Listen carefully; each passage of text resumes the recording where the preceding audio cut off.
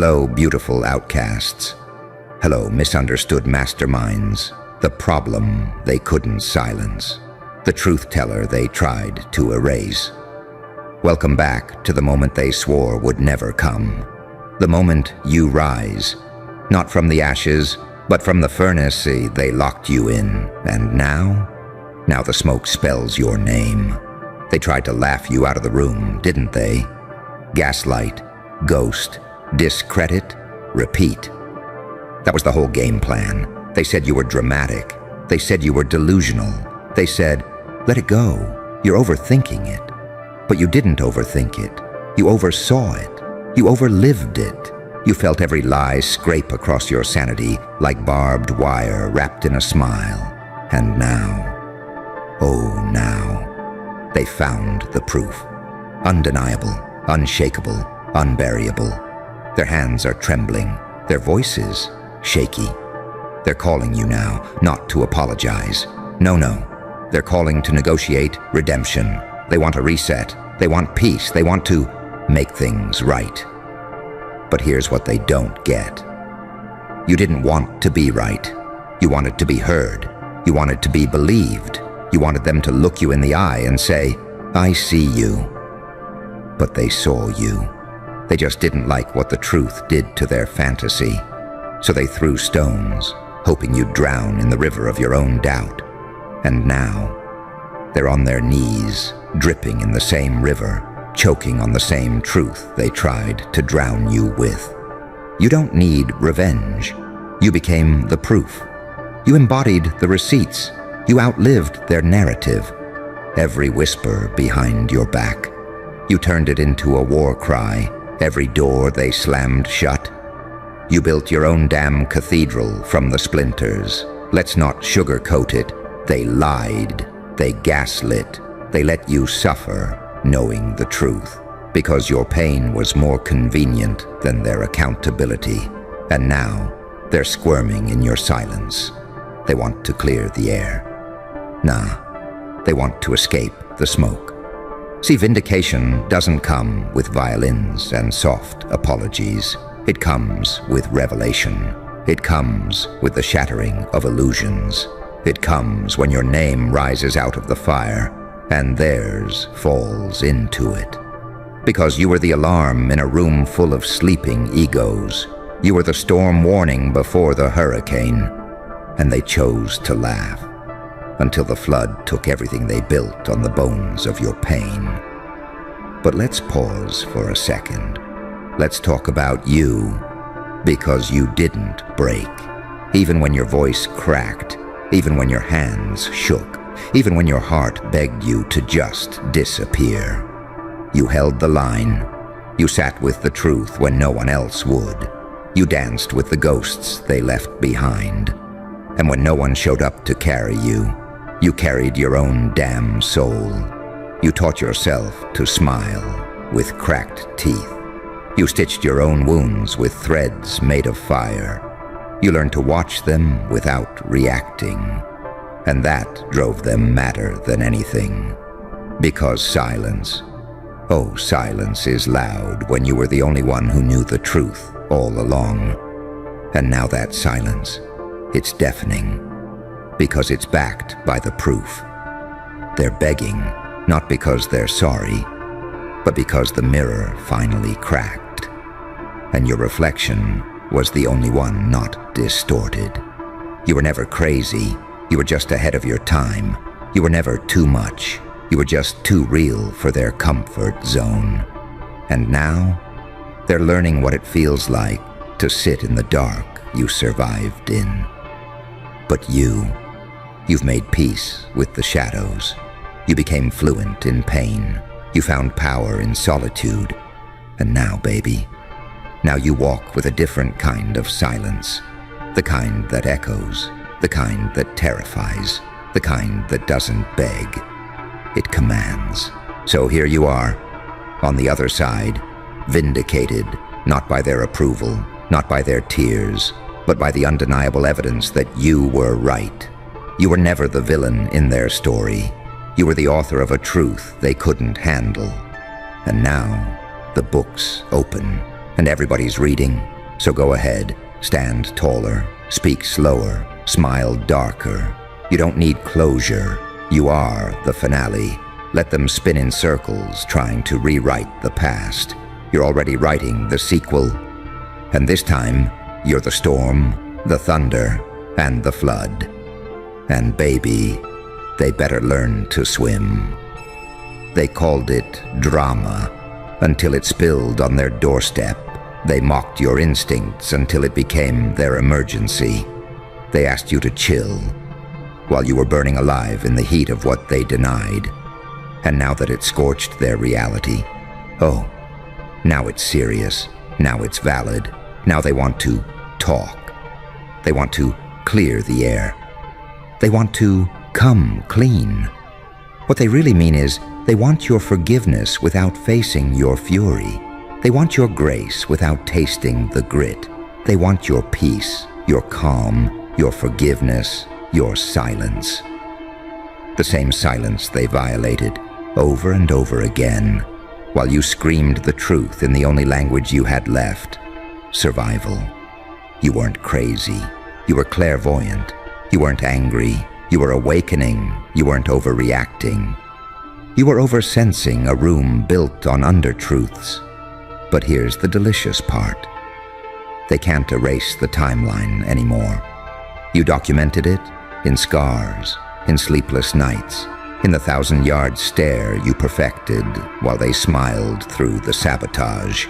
You felt every knife and remembered every fingerprint.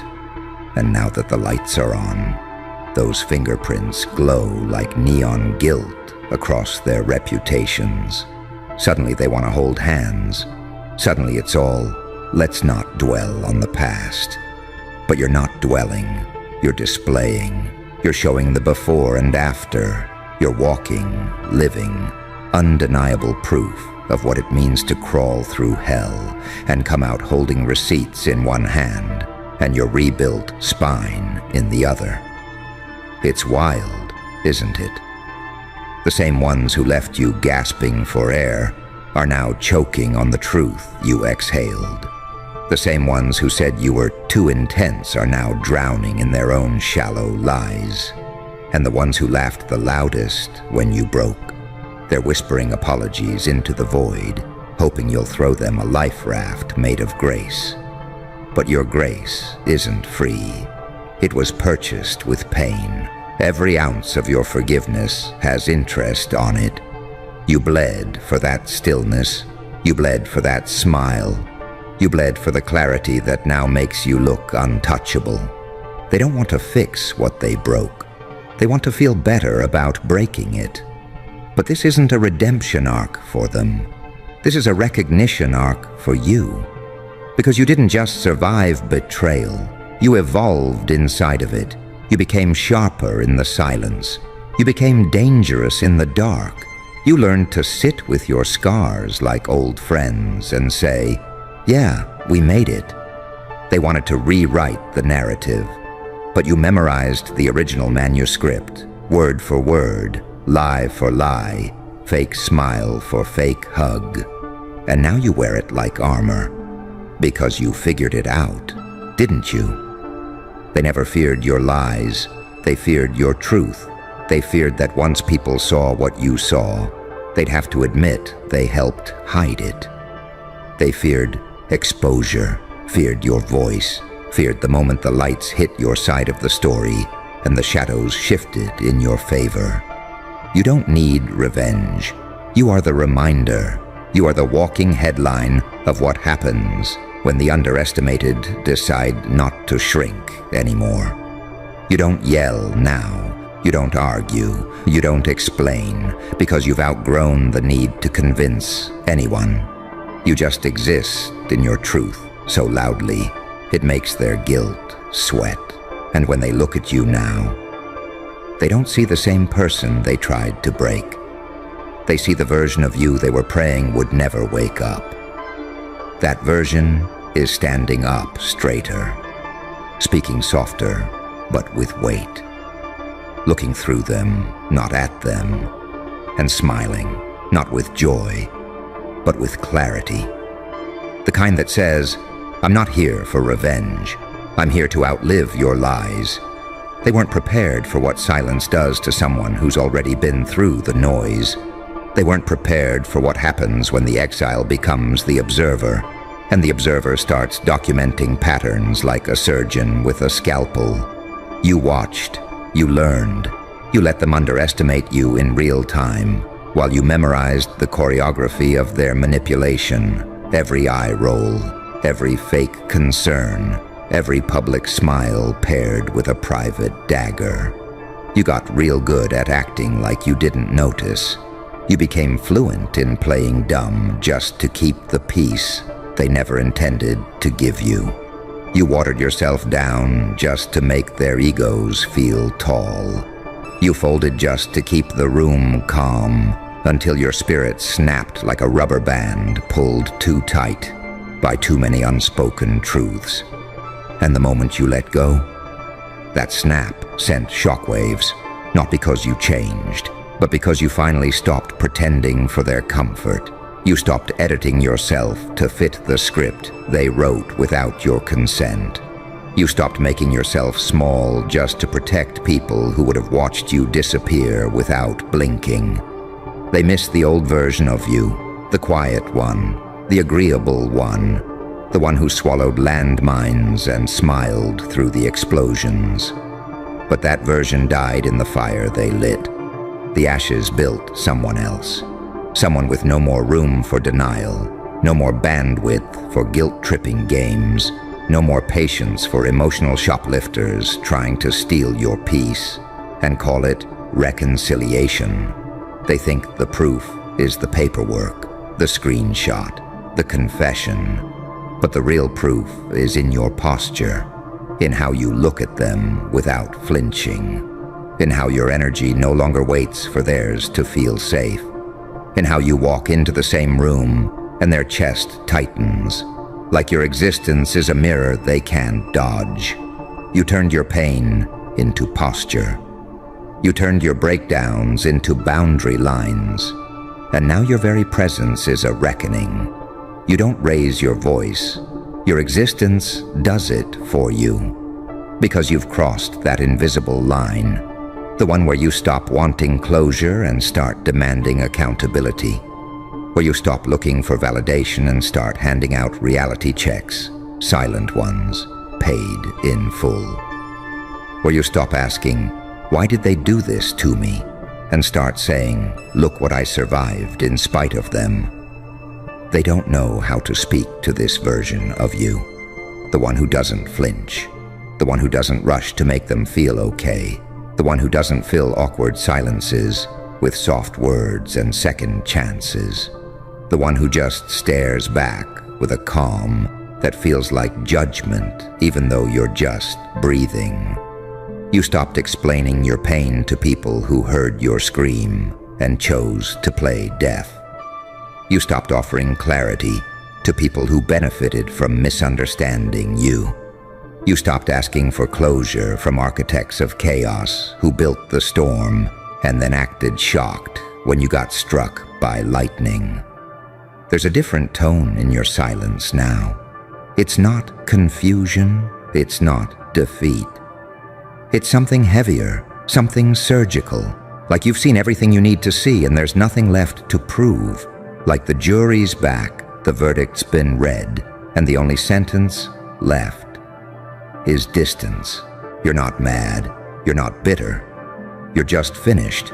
Finished pretending it didn't happen. Finished explaining what they already knew. Finished playing dead while they danced on the grave they hoped you'd never crawl out of.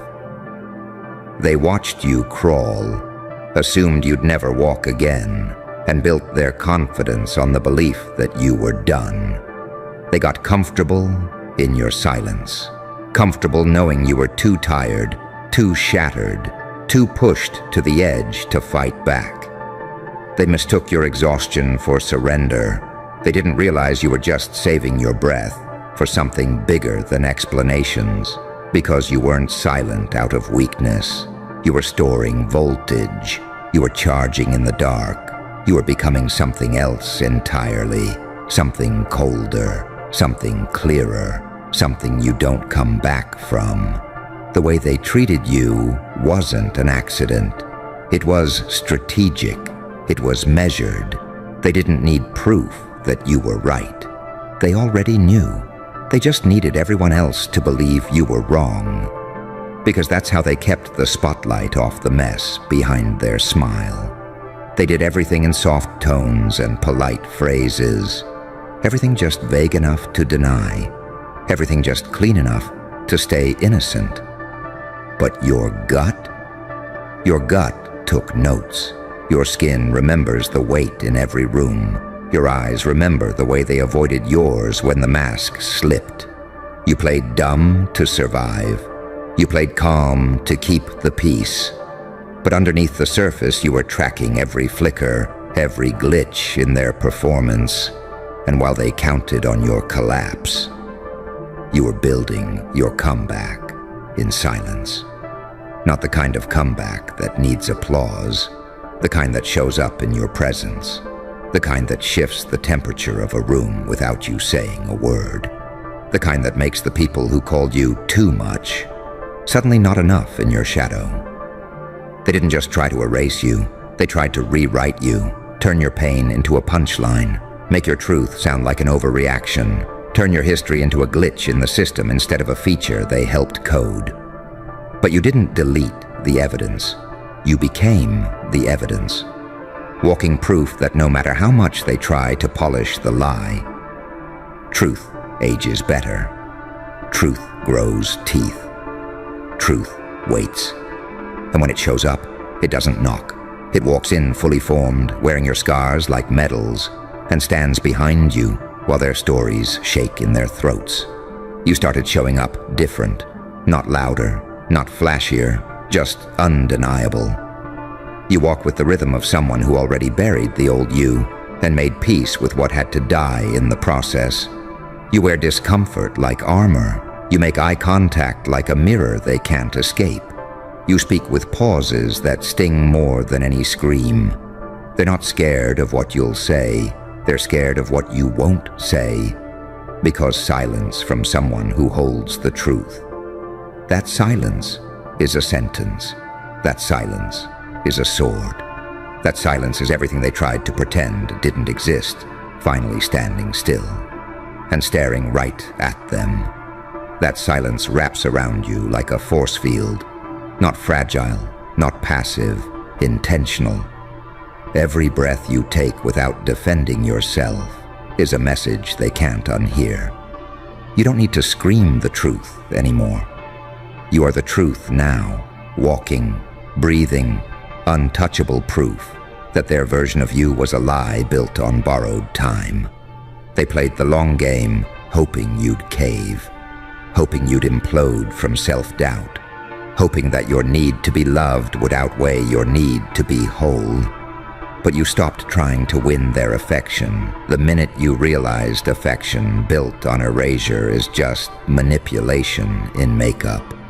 You got tired of shrinking for peace. You got tired of swallowing your own voice just to keep theirs comfortable. You started realizing the peace they kept offering was just silence, wrapped in fear. Their love came with a mute button. Their acceptance came with terms and conditions so steep you had to lose yourself just to qualify. But when your own reflection started looking like a stranger, that's when the switch flipped. That's when the grief turned into grit. That's when you stopped chasing apologies and started reclaiming your power in pieces. Not all at once, not in a dramatic movie scene, but in quiet decisions, one boundary at a time. And the more you peeled yourself away from their narrative, the more their version of you started to unravel. Because without your silence to support it, the lie started to fall under its own weight. And that's what's happening now. The whole illusion cracking like cheap glass under the weight of your presence. They're scrambling for glue, but the pieces don't fit anymore. You're not who they painted. You're not their scapegoat. You're not the misunderstood villain in their fantasy. You're the one who stayed awake in a room full of sleepers, the one who dared to name what no one else would admit, the one who bled, healed, and came back, with eyes that see straight through the performance. They feel it in their chest when you walk in. That shift, that energy, that undeniable sense that you saw it all, and survived anyway. You're not threatening them with words. You're threatening them with clarity. You're threatening them by existing outside the role they forced you into. They don't know how to respond to the version of you that doesn't seek approval, that doesn't explain, justify, overshare, or over-apologize. The version that doesn't flinch when they pretend nothing happened. The version that doesn't play nice just to keep the room from getting awkward. Because you've sat in silence with your own grief long enough that awkward doesn't scare you anymore. They do. You scare them. Not because you're loud, but because you're unshaken, because you remember everything, and somehow you're still standing. Because you didn't just climb out of the wreckage, they watched you build a kingdom from the debris. They're trying to act normal around you again, like the room doesn't remember, like your bones don't hold receipts, like the air between you isn't packed wall to wall with everything they denied while you drowned in it. They're cracking jokes now, fishing for familiarity. They think if they smile hard enough, it'll erase the look in your eyes, that heavy, steady, surgical stare, the one that cuts straight through their act and lays their history bare. You're not playing along because you know what they do with your kindness. You know what they do with second chances. They turn them into weapons and carve you up from the inside, all while saying, "You're too sensitive." They expect you to just be okay, to move on, to pretend the emotional malpractice never happened. But you didn't forget what it felt like to sit alone in that room while everyone called you dramatic for bleeding from wounds they swore didn't exist. You remember the silence, the quiet messages you read 12 times, trying to decode the blame, the fake concern, the way they twisted your truth into a character flaw. You remember how they made you feel like the only way to keep peace was to abandon yourself. You built peace somewhere else, somewhere quieter, somewhere sacred, somewhere they don't get access to. Not because you're bitter, because you're done playing the fool in a story where you were the only one telling the truth. You watch them rewrite your name in every room you weren't in, then act confused when the real you walked in and didn't match the version they sold behind your back. And they're starting to feel it now. That edge in your stillness, that weight behind every word you don't say. Because you don't explain anymore. You don't give disclaimers before your boundaries. You don't soften the blow just to keep them comfortable. You just are. And that truth, you just being you, without apology, is louder than any speech you could give. You used to beg for clarity. You used to twist yourself into emotional yoga poses, trying to keep the peace. You used to spend nights overthinking the angle of your own pain just to make it more digestible. But your pain was never the problem. Their denial was. Their need to stay clean while your truth got buried under politeness and fake laughter and avoidance, dressed up as kindness. And now, you don't need a crowd. You don't need a witness. You are the evidence. You walk into rooms and gravity shifts because the air remembers what they did, even when their mouths pretend it didn't happen. Well, well, well. My favorite kind of people. The ones who are finally starting to ask the wrong questions. Because you know what's funny. The moment you start seeing through the act, the illusions, the distractions, the perfectly packaged lies, you become a threat.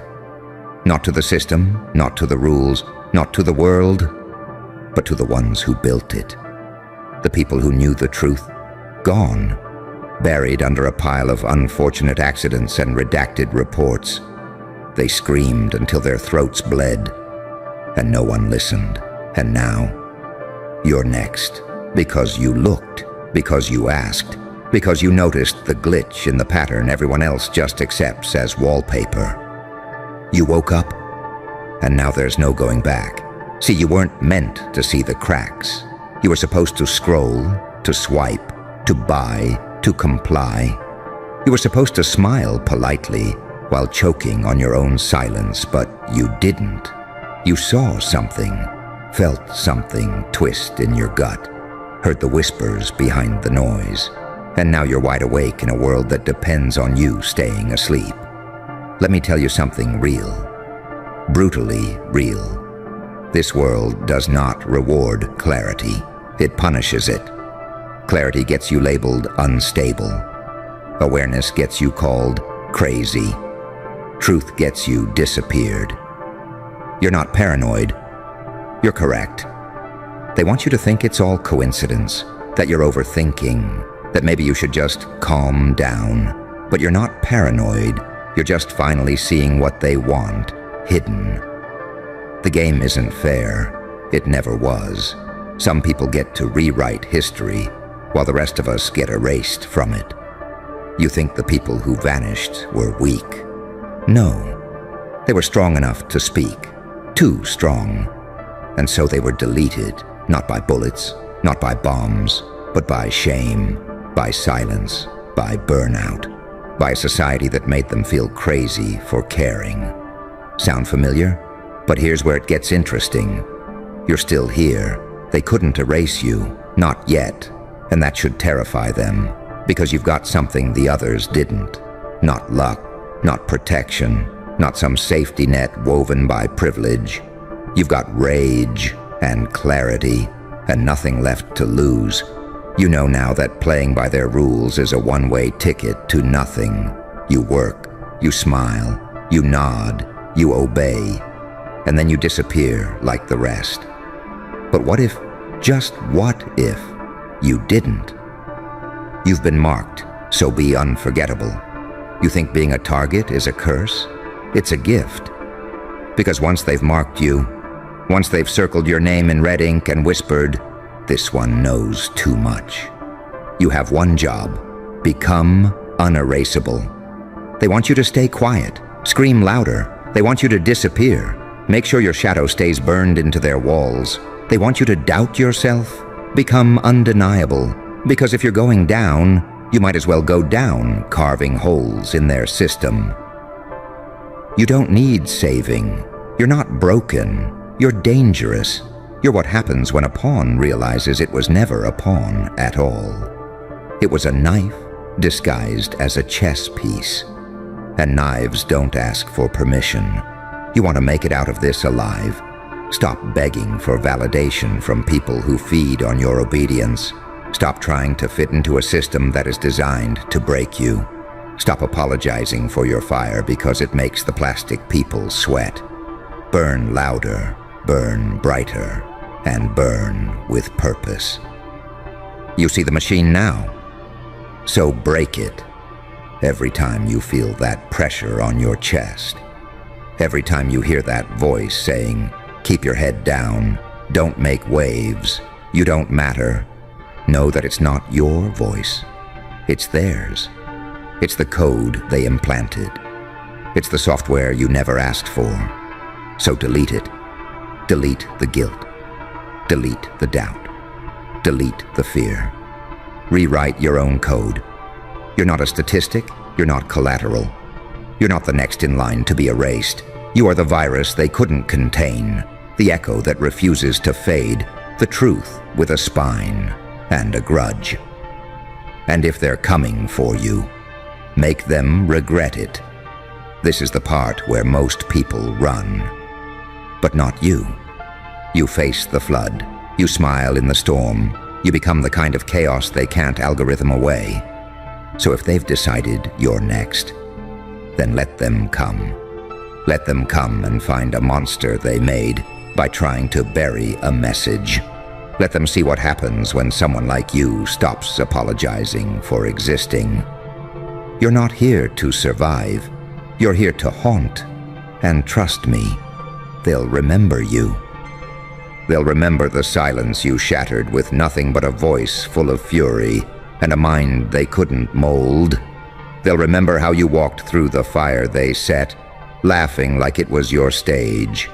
Because once you stopped chasing their approval, once you stopped shrinking to make space for people who would never bleed for you, you become something terrifying, not to yourself, but to every person who profits off your obedience. You know the ones. They smile at you like friends, but their hands are always on the mute button. They offer you opportunities, but the kind that chain you to a desk and call it gratitude. They talk about freedom, but only if you don't use it. They see someone like you, someone raw, unfiltered, unapologetically done with the masquerade, and they flinch. Because if you stop pretending, you give everyone else permission to stop pretending too. And that breaks their whole damn spell. You think you're overreacting? No. You're underreacting to a system that trains you to ignore your own pain, that dull ache in your chest when you step into that job you hate, that sense of emptiness when you're surrounded by fake smiles and louder lies. That's not depression, that's recognition. You're waking up in a place where you were never meant to be awake. They built this machine to keep you entertained, distracted, consumed, numb. And here you are, feeling everything. The rage, the grief, the weight of knowing that everyone who saw what you see has either gone silent or gone missing. But you're still here, still breathing, still dangerous. Every time you speak now, they'll call it too much, too intense, too emotional, too dramatic, too real.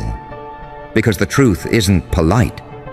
The truth doesn't whisper, it screams. And you've become a walking amplifier for everything they've spent decades trying to bury. You're the glitch in the feed, the skipped frame in the simulation, the unedited moment that slipped through the cracks. You're what happens when someone realizes they don't need to be liked to be unstoppable. And yeah, you'll be alone sometimes, not because you're wrong, but because you're early. Because pioneers always walk through empty forests before anyone else dares to follow. You'll scare people, make them uncomfortable. They'll call you unstable, irrational, even dangerous. Because that's what happens when you become uncontrollable. But don't shrink. Don't soften your edges to soothe cowards. You didn't fight this hard to blend back into the wallpaper. You came back with teeth. Every time you see another lie on the news, another empty post pretending everything's fine, another friend slowly folding into a shape they were never meant to be, you'll feel it. That pressure in your skull, that fire behind your ribs, that pulse screaming that something's off, and it's not you. And you'll have two options: break or break things. You weren't made to absorb damage and stay silent. You weren't designed to carry the weight of the world while everyone else scrolls past your screams. You were built to bend the rules, burn the scripts, and bleed, meaning back into this hollow theater. They won't understand you, not right away, because the kind of freedom you're chasing, it's loud, it's messy, it's dangerous to people still trying to protect their cages. But cages rust, walls crack. And eventually, everyone starts to hear the echo you became. You're not the villain, you're the trigger, the reminder that everything comfortable is killing them. The proof that one person with nothing left to lose is more powerful than 1,000 who still cling to safety. You think they're scared of your rebellion? No. They're scared that someone might listen. They're scared that your voice might cut through the fog and land in someone else's chest like a detonator, because it only takes one match to remind the whole forest it was never meant to stay quiet. One scream in the right place, and the whole illusion starts glitching like a broken live stream. You think it's a coincidence your feed floods with nonsense the moment you start thinking deeper. You think your exhaustion is natural, that your confusion is some personal flaw. It's engineered, designed, on purpose. Keep you tired, keep you chasing, keep you scrolling. They want you so wrapped up in comparison, guilt, distraction, you forget you were born with a voice that could collapse everything. Because the moment you realize you're not crazy, you're correct, they lose control. They can't sell you shame if you stop believing you're broken. They can't sell you silence if you finally taste the power of your own volume. They can't sell you their version of normal if you stand there in full color and remind people what alive looks like. And when that happens, when your truth starts spreading like a virus in a room full of liars, you'll see it. The discomfort in their eyes, the sideways glances, the passive-aggressive tones that say, "You've changed." Damn right you have. You stopped being digestible. You stopped being predictable. You stopped being the kind of person who sacrifices themselves for people who wouldn't even flinch if you vanished. You started looking in the mirror and seeing something other than damage. You started seeing potential. You started seeing a threat. They'll test you with fake concern, with guilt-wrapped compliments, with lukewarm love meant to keep you manageable. You'll hear things like, "You used to be so easy to talk to. You're just always so intense now." Maybe you should take a break from thinking about all that. They'll call it care, but it's control in disguise. Because people only beg you to calm down when your truth is shaking the foundation of their fantasy. You think they want peace? They want compliance dressed up like peace. But your peace doesn't look like sitting still and keeping quiet. It looks like full-volume self-respect. It looks like making noise when the room goes silent. It looks like being a problem when everyone's playing pretend. You're not here to make them comfortable. You're not here to disappear neatly into their narrative. You're here to disrupt. And disruption doesn't come with a filter. It comes with scars. It comes with cracked voices and sleepless nights, and the kind of mental chaos that makes you question your own sanity. Right before you realize sanity was just another word for obedience. That chaos inside you. That's not dysfunction. That's your soul clawing its way back from a system that tried to domesticate it. You were never meant to be this tame. You were never supposed to fit into an algorithm. You weren't born to be soft-spoken and perfectly branded and emotionally beige. You were built to shatter the calm. You were built to make people feel something again. People will ghost you. People will mock you. They'll call your fire too much because they're used to their lives being lit by cheap flickers and screens. You'll scare the numb. You'll piss off the quiet. You'll shake the ones who have built their entire lives around avoiding their own reflection. And that's the job. You're the mirror. You're the glitch. You're the sound they've spent their whole lives trying not to hear. Not because you're evil, not because you're wrong, because you're awake and they're still on autopilot. Autopilot doesn't flinch when the world burns. It just keeps cruising through red flags like they're scenery, while people like you are choking on the smoke. Because you're one of the few who still knows what oxygen is supposed to feel like. You've tasted clarity.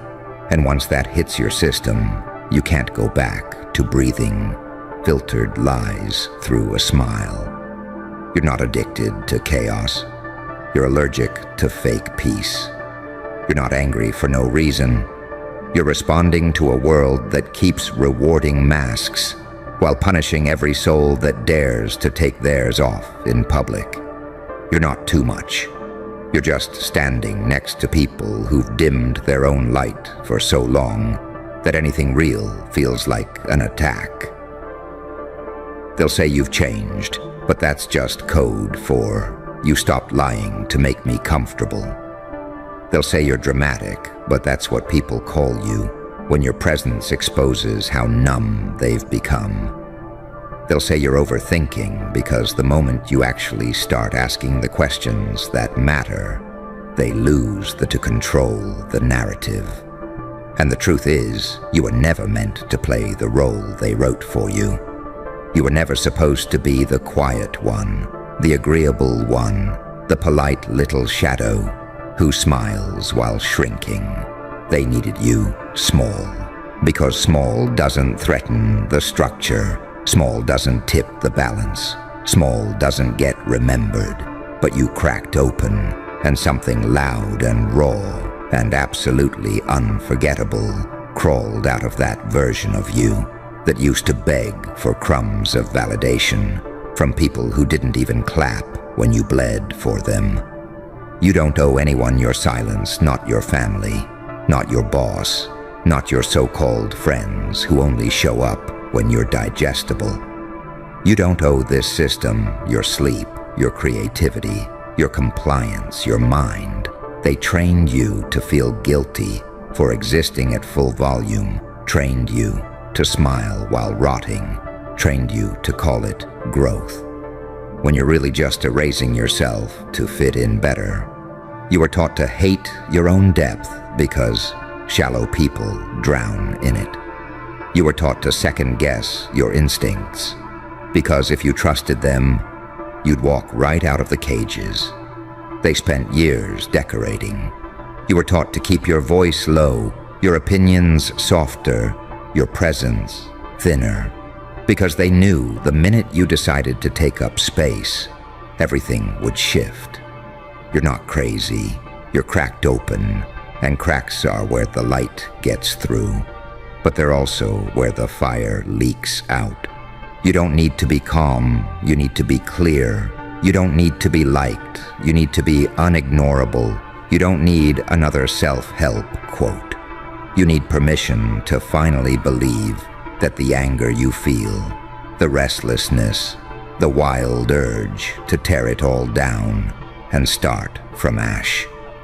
That's not dysfunction. That's your intuition screaming through the static. That's your soul remembering who it was before the world guilt-tripped it into silence.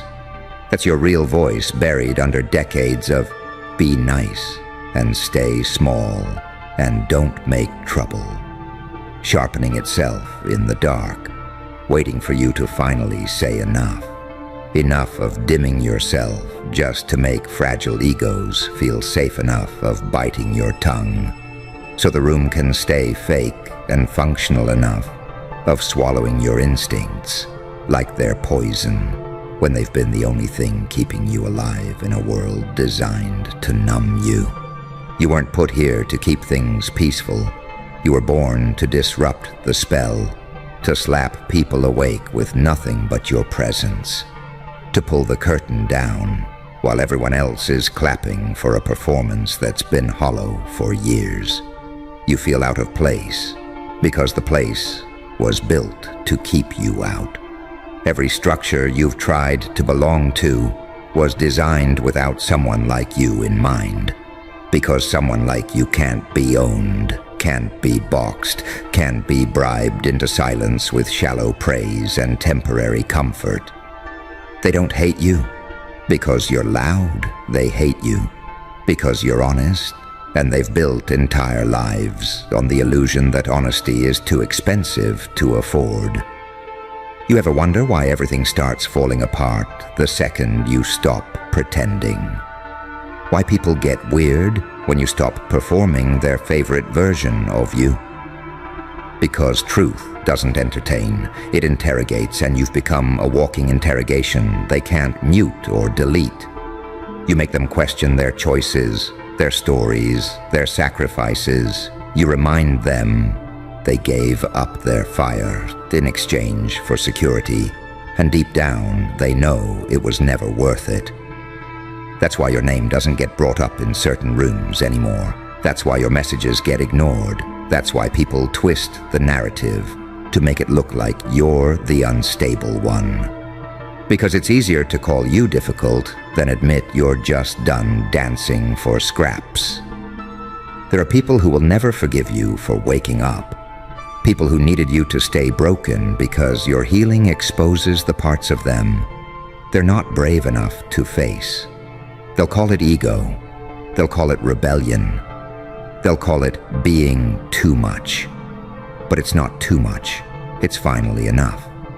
They miss the version of you that needed their approval, the one who filtered every thought, every move, every instinct through the lens of, will this make me lovable?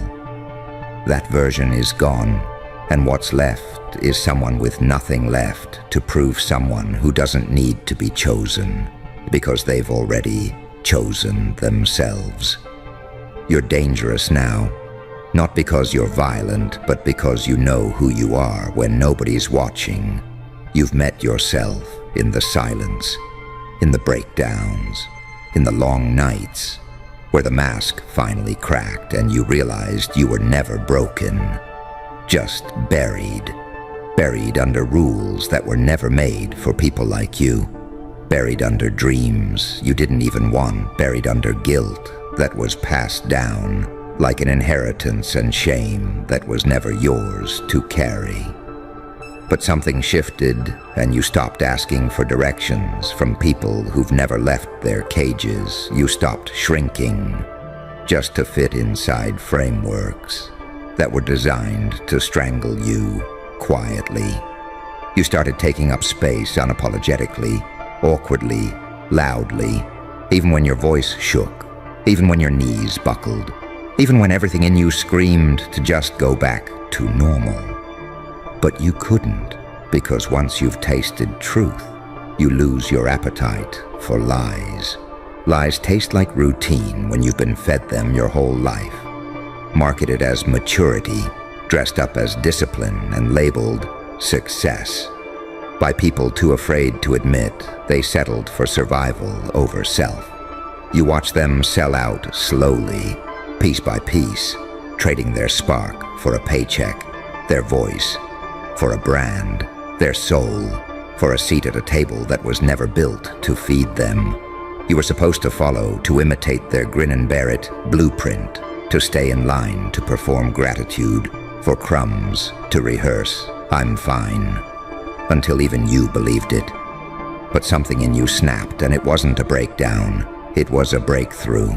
Because the second you stopped chasing the life they told you to want, you started noticing the rot behind the gloss, the manipulation hiding in motivation, the emptiness wrapped in achievement, the slow spiritual erosion they call growing up.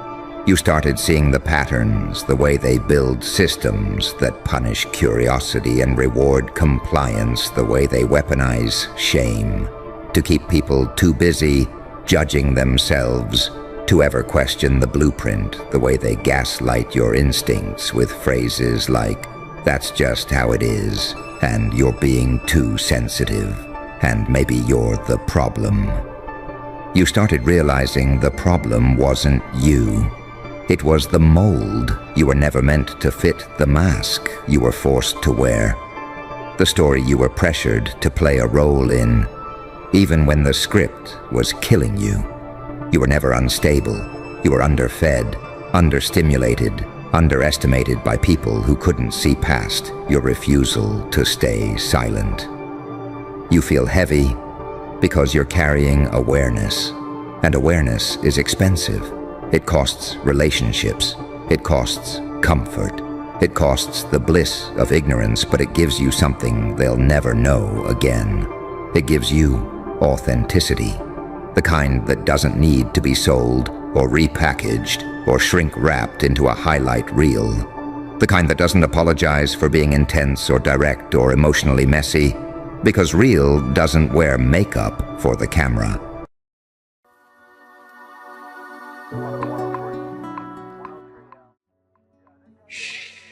Do you hear that? No, not the noise outside your window, not the voices in your house, not the endless parade of notifications begging for your attention like starving dogs fighting over scraps. I mean that sound underneath all of it. That strange silence, that terrifying silence that appears right before everything changes. Because that's where it happened. 7 seconds. 7 pathetic, microscopic, insignificant seconds.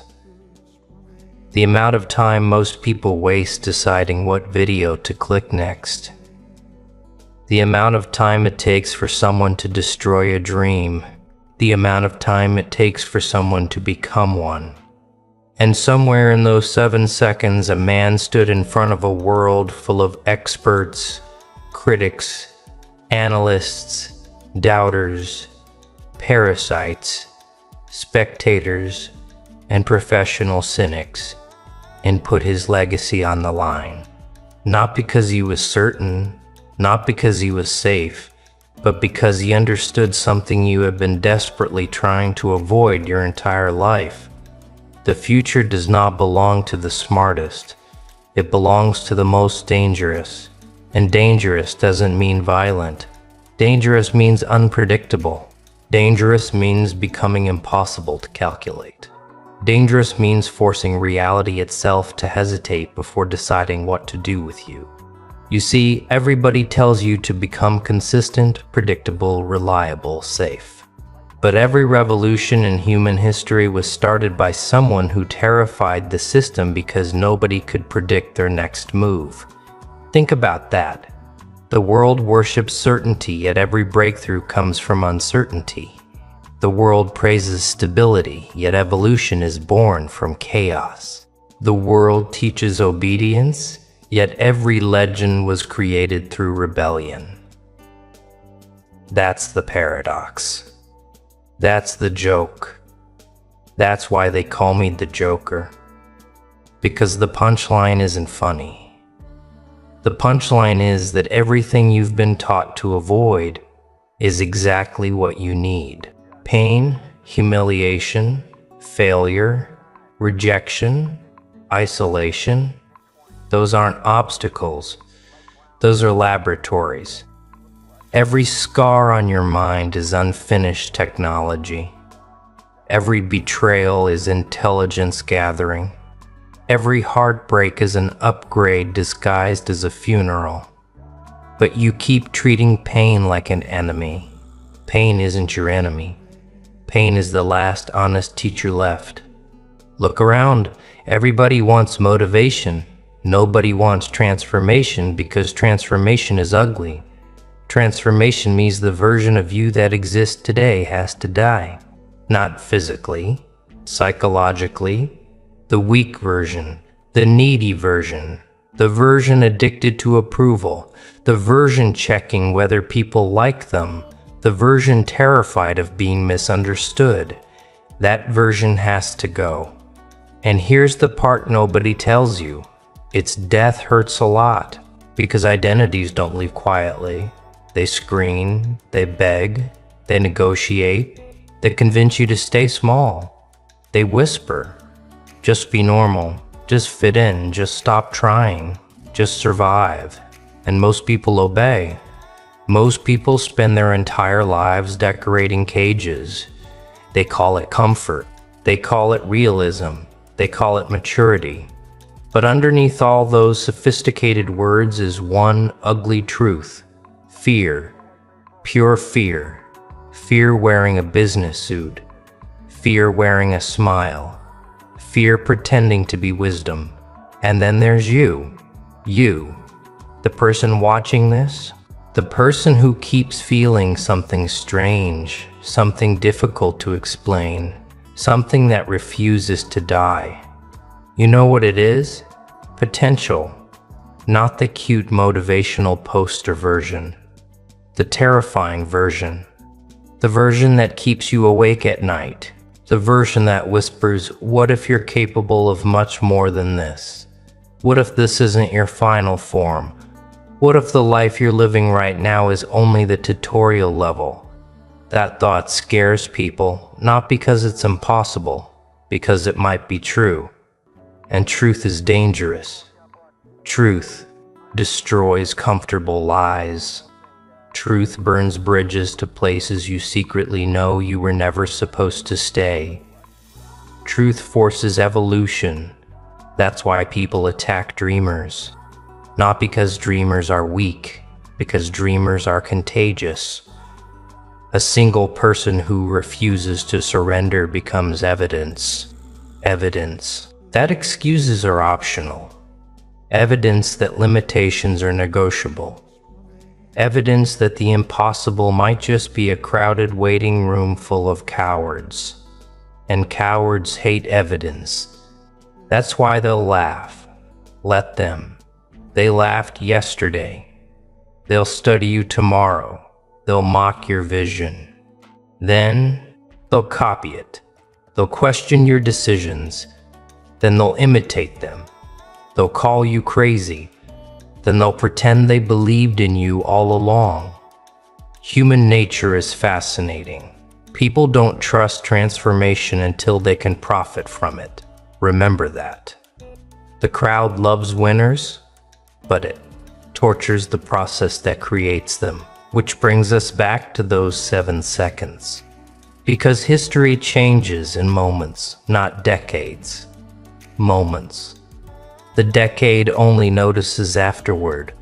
One decision, one risk, one terrifying leap, one refusal to quit, one moment where somebody chooses courage over certainty, and suddenly reality splits into 2 timelines. The life you would have lived and the life you chose. Most people never understand this. They think destiny arrives like lightning. No destiny arrives disguised as a decision. Small, quiet, forgettable, until years later when you realize everything changed because of it. That's why your greatest weapon isn't intelligence. It isn't talent. It isn't luck. It's your willingness to move before certainty arrives. Because certainty never arrives. Not for legends. Not for innovators, not for you. The people you admire weren't fearless.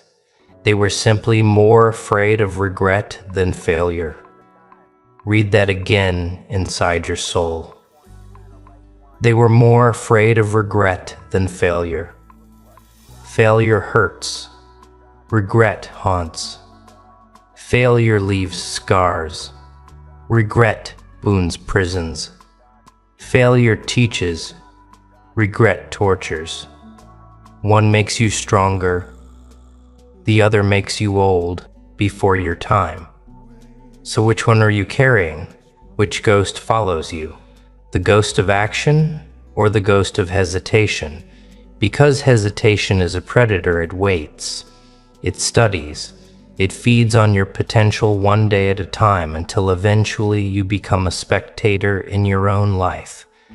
Watching, observing, analyzing, planning, preparing, waiting, forever waiting. Meanwhile, someone less talented but more reckless walks straight through the door you were busy studying. And that's when the pain starts, not because they succeeded, because deep down you know you could have too. Now listen carefully. There are 2 creatures living inside you, an angel and a demon. The angel wants meaning. The demon wants power. The angel wants peace. The demon wants conquest. The angel wants connection. The demon wants domination. Most people waste their lives choosing one. The real game is learning how to use both, because the angel without the demon becomes helpless. The demon without the angel becomes self-destructive. But together they become unstoppable. Compassion with teeth, kindness with boundaries, vision with aggression, purpose with intensity. That's where true power lives. Not in light, not in darkness, but in your ability to command both. That's evolution. Not becoming good, not becoming evil, becoming conscious. Conscious enough to choose, conscious enough to wield every part of yourself instead of pretending parts don't exist. Because whatever you refuse to control eventually controls you. And the moment you understand that, the moment you stop running from your shadows, the moment you stop apologizing for your ambition, the moment you stop seeking permission from people who surrendered years ago, everything changes. Not gradually, violently, like a dam, exploding, like a chain snapping, like a sleeping giant opening its eyes after decades. And suddenly the world looks different. The obstacles look smaller. The critics sound weaker. The fear becomes background noise. Not because fear disappeared, because you finally became larger than it. That is what those 7 seconds were really about. Not technology, not business, not reputation, not legacy. Choice. A single choice. The decision to bet everything on possibility. And whether you realize it or not, you're standing in your own 7 seconds right now. Right here, right now. This moment, this exact breath, this exact heartbeat, this exact decision. The old version of you is waiting. The future version of you is waiting. Only one survives. So choose carefully, because years from now, people will call what happens next luck. They'll call it destiny. They'll call it talent. They'll call it destiny. Timing. They'll call it everything except what it really was. 7 seconds, one decision, and the courage to become someone the world could no longer predict. Now smile. Not because everything is okay. Smile because you're finally dangerous. And dangerous people change the world. That smile, keep it. Not the fake smile you wear when people ask how you're doing. Not the polite smile designed to make strangers comfortable. Not the exhausted smile of someone pretending they're fine while their soul is dragging itself across broken glass. No, the other smile, the one that appears when something inside you finally snaps. The smile that appears when you stop begging reality to be fair. Because fairness is one of the greatest scams ever sold to human beings. Nobody promised fairness. The universe never signed that contract. The wolves don't apologize to the deer. The storm doesn't apologize to the deer, to the city. The fire doesn't apologize to the forest. Nature doesn't negotiate, it transforms. And somehow people expect their own evolution to be painless. That's adorable. Pain is the entry fee. Pain is the interest ticket. Pain is this secret password spoken at the gates of every extraordinary life. You want confidence. Good. Then survive embarrassment. You want strength. Good. Then survive pressure. You want greatness. Good. Then survive misunderstanding. Because every level of power comes with a level of loneliness most people aren't prepared for. That's why the crowd stays average. Average is comfortable. Average is social. Average gets invited to parties. Average receives approval. Average never scares anybody. But average also never changes anything. And deep down, you know that. That's why you're here. That's why your eyes keep returning to ideas that make other people uncomfortable. Because there is a war happening inside you. Not a war between success and failure. That's too simple. A war between who you've been and who you're becoming. And the terrifying thing about transformation is that the future version of you often looks like a threat to the current version. Think about it. The future version of you wakes up earlier, acts faster, thinks differently, takes bigger risks, demands more from life, refuses excuses, refuses weakness, refuses victimhood to your current identity. That version looks insane, dangerous, extreme, unreasonable, which is exactly why your current identity keeps trying to sabotage it. You call it procrastination, you call it self-doubt, you call it laziness, but underneath all those labels is something darker. Identity protection. Your mind isn't always trying to help you grow. Sometimes it's trying to keep you familiar, even if familiar is miserable, even if familiar is killing your potential, even if familiar is destroying your future one comfortable day at a time. That's why growth feels unnatural. Growth is rebellion. Growth is betrayal. Growth is telling the old version of yourself, you got me this far, but you're not taking me any further. And that hurts because you've spent years becoming who you are, years constructing habits, years building beliefs, years collecting fears, years creating limits.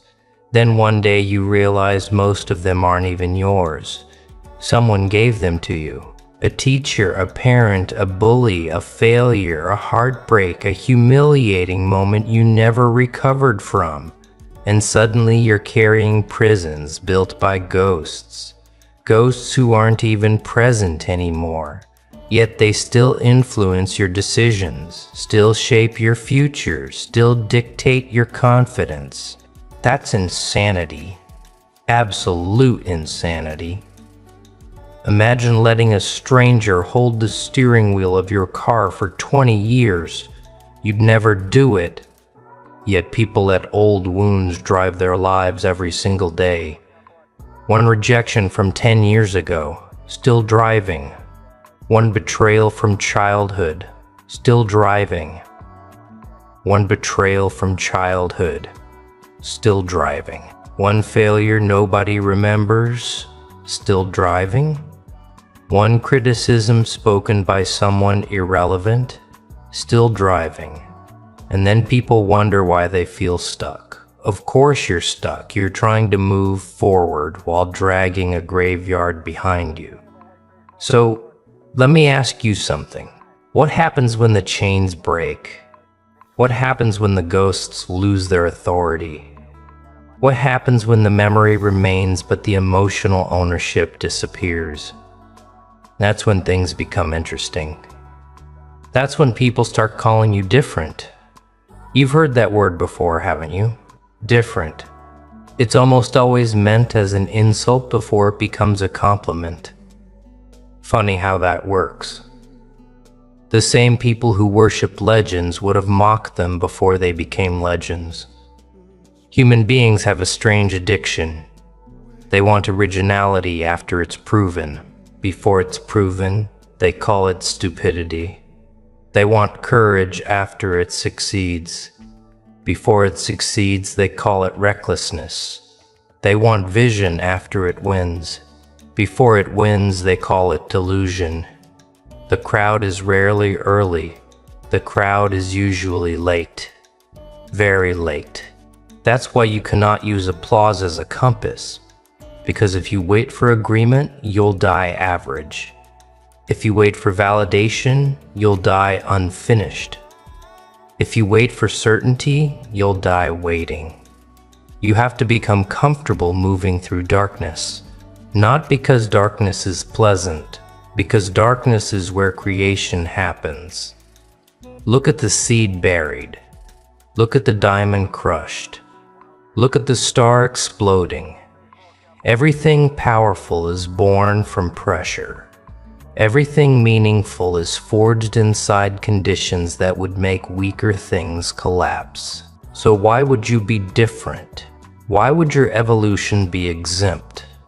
Why would your story avoid the furnace that created every other extraordinary story? It won't. And that's beautiful because the furnace reveals things. Pressure exposes truth. Pressure removes masks. Pressure grows truth. Pressure removes masks. Pressure introduces you to yourself. Not the version you imagined, the version that actually exists. The version that appears when everything goes wrong. The version that appears when nobody is watching. The version that appears when nobody is watching. The version that appears when excuses stop working. That's the real you. And here's the terrifying secret. The real you is much more powerful than the version you've been performing. Much more dangerous. Much more resilient. Much more relentless. You just haven't met that version completely yet.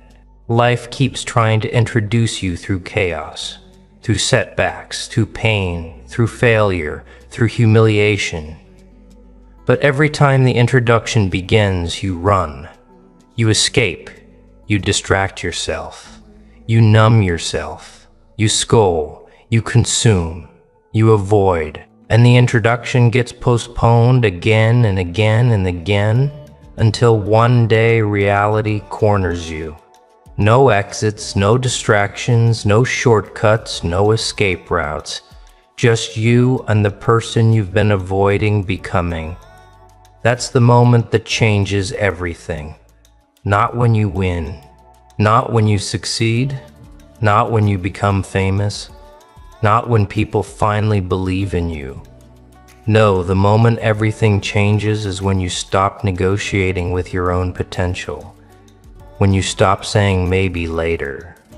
When you stop saying one day. When you stop saying one day. When you stop saying when the time is right. Because the time is never right. The time becomes right because you move. Action creates clarity. Movement creates momentum. Commitment creates identity. And identity creates destiny. That's why those 7 seconds mattered. Because somebody moved while others hesitated. Somebody acted while others analyzed. Somebody jumped while others calculated. And history always remembers the jumper. Not the calculator. Not the observer. Not the spectator. The jumper. The person willing to risk looking foolish. The person willing to risk being wrong. The person willing to risk losing because hidden inside every massive victory is a willingness to survive massive embarrassment. And most people never discover their power because they are addicted to protecting their pride. Protecting pride is expensive. It costs dreams. It costs opportunities. It costs adventures. It costs futures. You protect your ego long enough and eventually you'll have nothing left worth protecting. So maybe it's time. Maybe it's finally time to become unpredictable. Maybe it's time to stop behaving like a prisoner applying for permission slips. Maybe it's time to stop explaining yourself to people committed to misunderstanding you. Maybe it's time to stop shrinking so insecure people can feel tall. Maybe it's time to stop apologizing for your ambition. Maybe it's time to stop pretending your fire is too much because it isn't too much. It was never too much. The truth is simpler. Your fire reminds people of the flame they abandoned in themselves, and that makes them uncomfortable. Let them be uncomfortable. Your job isn't to become smaller. Your job is to become undeniable. And the beautiful thing, you're closer than you think. Much closer. One decision away. One commitment away. One act of courage away. One refusal away. One refusal away. 1 moment away, 7 seconds away, maybe less. And that's the part they never understand. They think the transformation happened when the world noticed you. It didn't. The transformation happened when you stopped needing the world to notice. When you finally understood that applause is rented, respect is borrowed, attention is temporary. But self-respect, that's ownership, that's forever. The day you stop performing for spectators is the day you become dangerous. Because then now your actions aren't powered by approval, they're powered by purpose. And purpose is terrifying. Purpose doesn't ask for permission. Purpose doesn't ask for permission. Purpose doesn't wait for consensus. Purpose moves even when it's afraid, especially when it's afraid, because courage was never the absence of fear.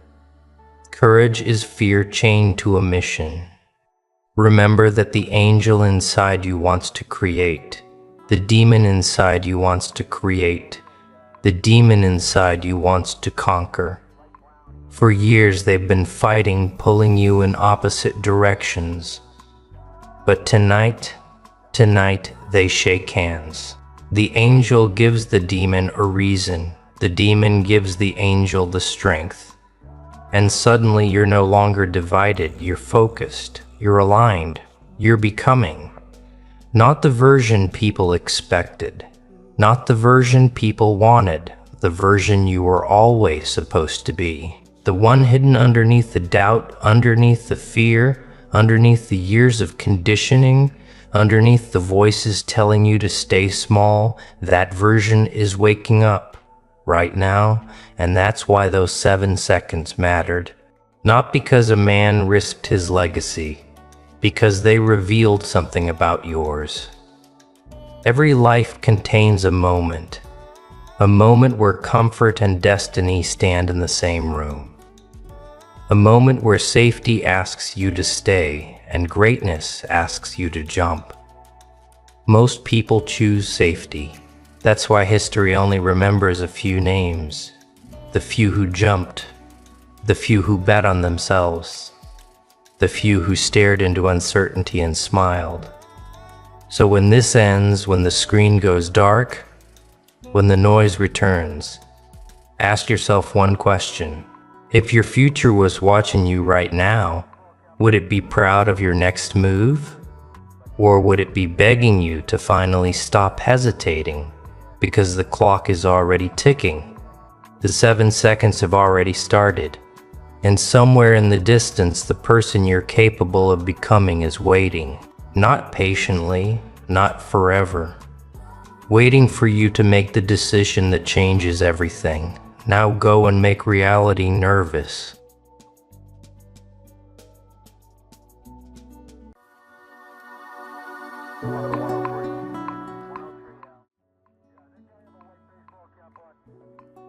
Well. Look who they underestimated. Look who they drew the map for, the timeline for, the trap for, and then watched walk straight through the fire without a single scar they had planned for. You were supposed to be a footnote, a cautionary tale, a name people whispered as an example of what happens when someone gets too close to things they were never meant to touch. They had blueprints, meeting rooms, quiet conversations in hallways where your name was the subject, and their verdict was already written before the trial even began. And yet here you stand, not defeated, not diminished, not hollowed out by the years they spent engineering your collapse. Here you stand whole, dangerous in your stillness, and terrifyingly calm because you did something they never once planned for. You moved. And that one move, that single quiet decision, rewrote everything they thought was locked, sealed, and delivered. Before we go further, The Crown of Ash, a dark motivational field manual for the Exiled Grim Grid Edition. The Quiet Edge Grim Grid Edition 2. Links in the description. Read them. They were written for exactly this. They counted on your patterns staying the same. They counted on your instincts remaining polite, your grace remaining available, your trust remaining extended to the people who had already decided how to use it. They counted on you being the version of yourself that they had studied, calm in the right ways, cautious in the right ways, limited in the ways they needed you to be limited. And they were so confident in that counting that they built an entire future on it. They made promises based on it. They aligned people based on it. They invested time and relational capital and quiet coordination based on their absolute certainty that you were a fixed quantity inside their equation. And then you moved and the equation collapsed. Not piece by piece, not with warning. All at once, the way a calculation collapses when a single assumed constant turns out to be a variable they never thought to account for. Because here is what they never understood, what they could not have understood. Operating as they were from their particular kind of intelligence, the kind that catalogs and predicts and controls, but cannot genuinely know. There was something in you that preceded their study of you, something that existed before any of them arrived with their assessments and their blueprints and their quiet campaigns. Something so rooted and so real that no amount of external pressure could dislodge it, though they spent considerable time and considerable effort pressing against it from every direction they could access. They pressed and pressed, and what they produced was not the collapse they scheduled. What they produced was compression, and compressed things do not dissolve. They clarify, they sharpen. They wait for the moment when the pressure lifts, and then they move with an accuracy that no blueprint could have anticipated. You are the result of everything they tried to prevent. Let that land. Every year they spend monitoring your patterns. They were also giving you time to develop depths they were not aware of. Every environment they engineered to limit your growth, you were quietly cultivating something underneath their architecture that they had no instruments to measure. Every seed of doubt they planted in you, in the soil around you, in the minds of the people they thought they could use to shape your world. They were also, without knowing it, teaching you a curriculum about how this works, about how people who fear what they cannot control behave when they encounter the thing they fear. And now you hold that curriculum, and now you are outside their reach. And the history they wrote for you is not the history being lived. Your move changed everything, and we are only beginning. They started planning long before you knew there was a plan. That is the thing about people who operate in shadows. They do not announce the war. They simply begin it quietly, systematically, with the patience of people who have already decided the outcome before the opening move is placed. They studied your patterns across time, across different environments, across the range of conditions you move through without knowing you were being observed as a subject rather than encountered as a person. They cataloged your loyalties, noted who made you lower your guard, identified who you trusted with the soft parts of yourself that you never showed in public spaces. They took inventory of your vulnerabilities the way a general maps terrain before an invasion, not out of curiosity, not out of admiration, out of cold and calculated intent to use every soft spot as a pressure point when the moment arrived. They had timelines.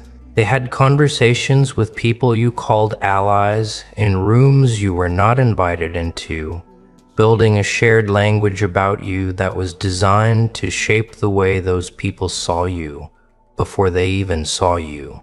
They constructed an architecture around your life that was engineered to look like coincidence and feel like fate, a strategic arrangement of circumstances designed to steer you toward a specific outcome they had chosen on your behalf. They moved pieces into position around you the way someone moves pieces on a board, and you were the only player at the table who did not know a game was being played. That was not an accident. The concealment of the game was the game. The gap between what they were doing and what you were able to see was the precise distance they needed to operate freely. You did not know any of this. That is the cruelest part of what they built. They counted on your trust.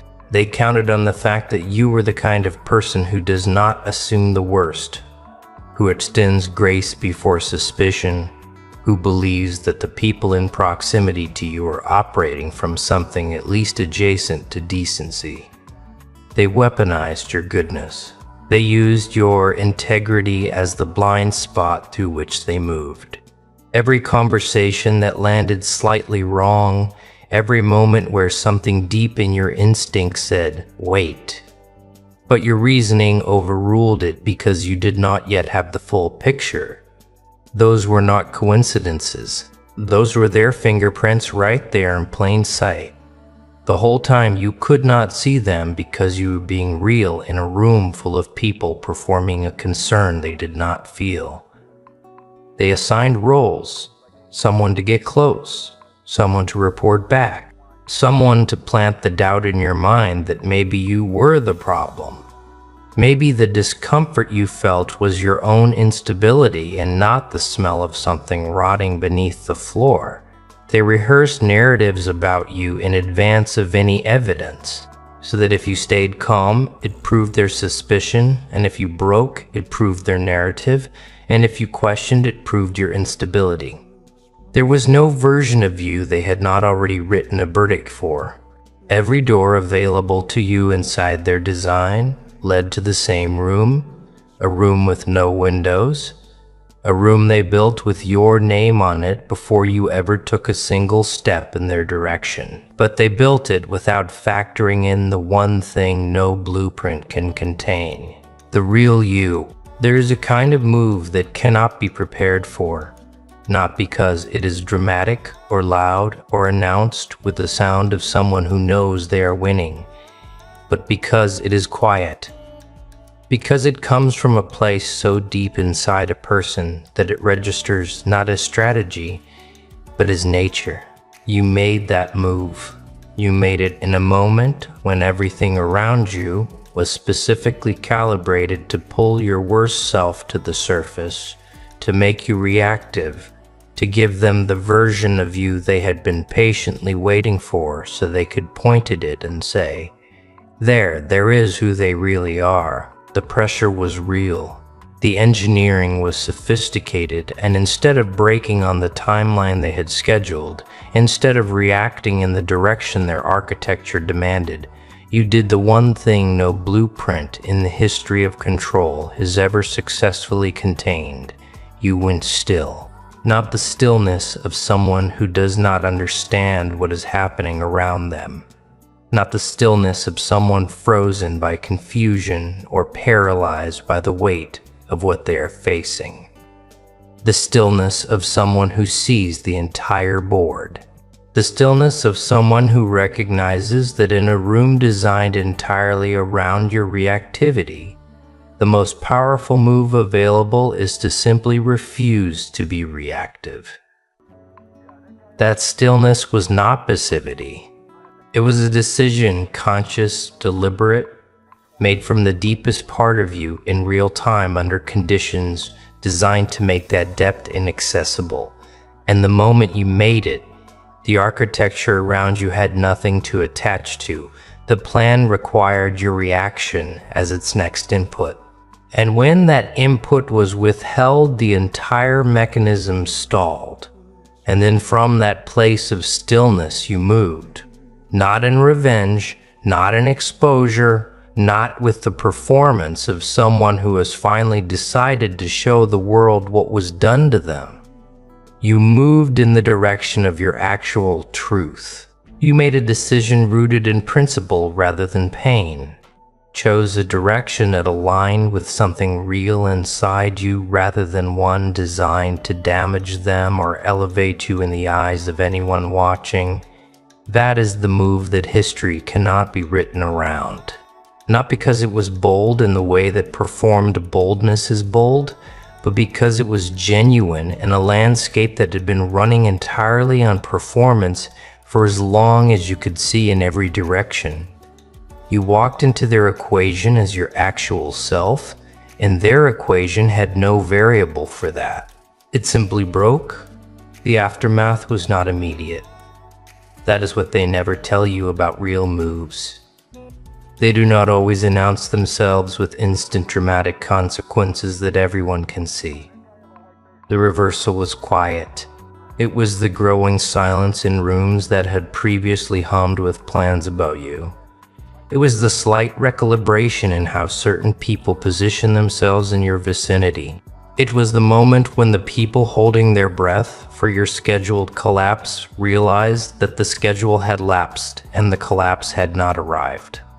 The move changed history not because it was historic in scale, but because it was honest in nature. An honesty introduced into an environment built entirely on manufactured pressure and coordinated performance does not just survive. It dominates because it is the only thing in the room that does not require maintenance to remain standing. You were not in the room when it happened. You were not there for the first crack in their certainty. The first moment when someone said something and the silence that followed communicated more than any response could have. You did not witness the precise expression on the faces of the people who had built your collapse when they realized that their building was empty, that you had not entered it, that the version of you they had built it for was a projection and not a person. You will never see that room, but you do not need to because the evidence of what happened inside it has been written on every surface of everything that followed. And you have the literacy now to read it clearly. Watch the people who moved in coordination against you. Watch how they move now in the spaces where they cannot avoid being visible to you. There is a hesitation that was not there before, a recalibration in how they position themselves relative to you. The kind of distance that is not disinterest, but discomfort. The specific discomfort of someone who does not trust their own predictions anymore. The ones who used to circulate fluent theories about your future are quieter now in spaces where your name comes up.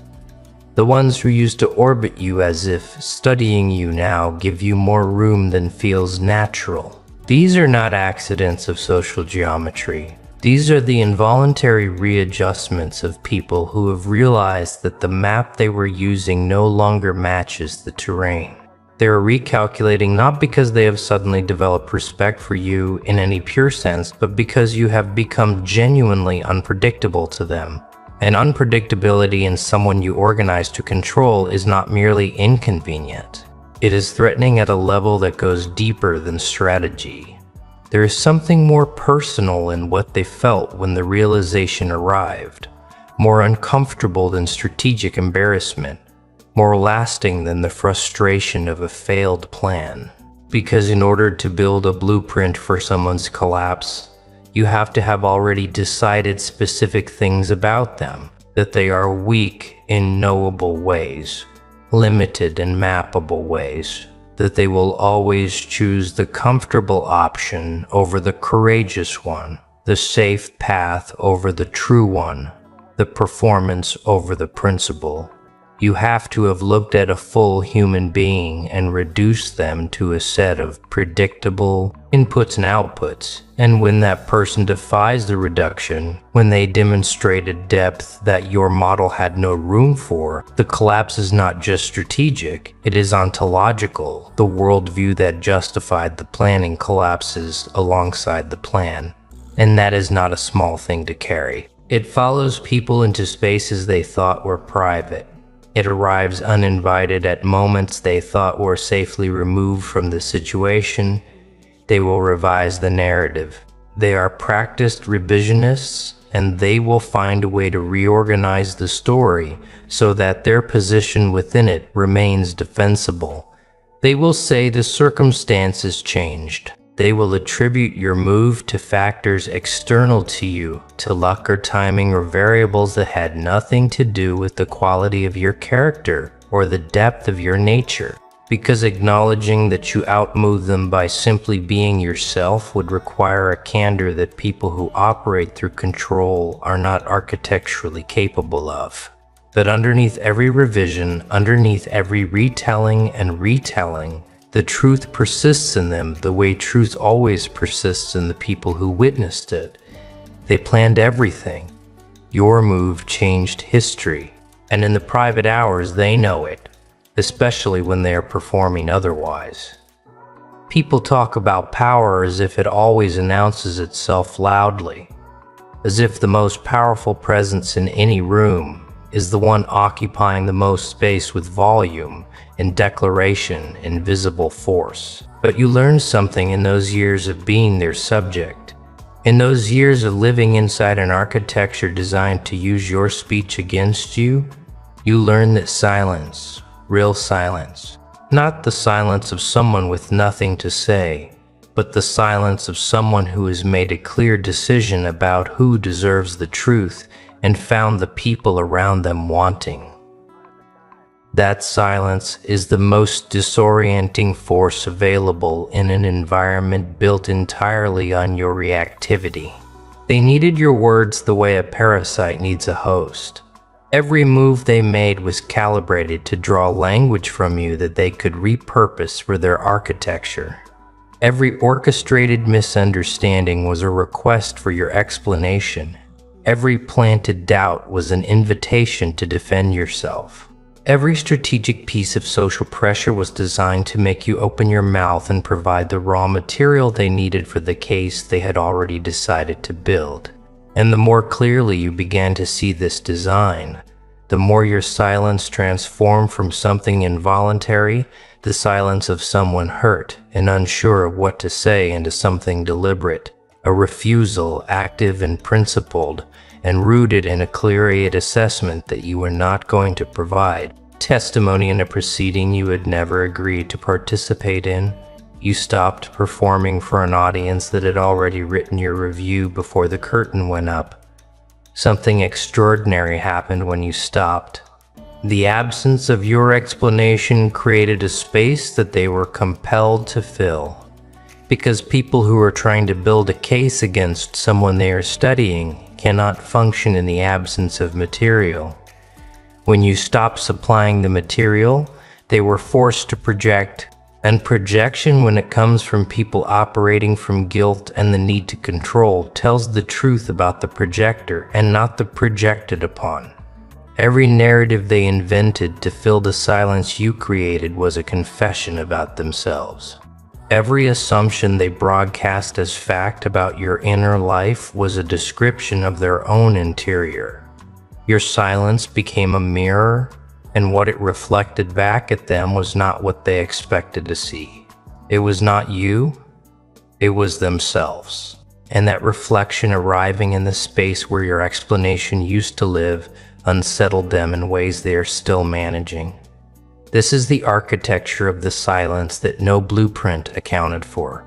They planned for a loud version of you, a version that fought in the open, that gave them clean targets that participated in their frame. They had nothing prepared for someone who withdrew from the entire economy of their attention and built something different in a space they could not access. Your silence was not absence, it was construction.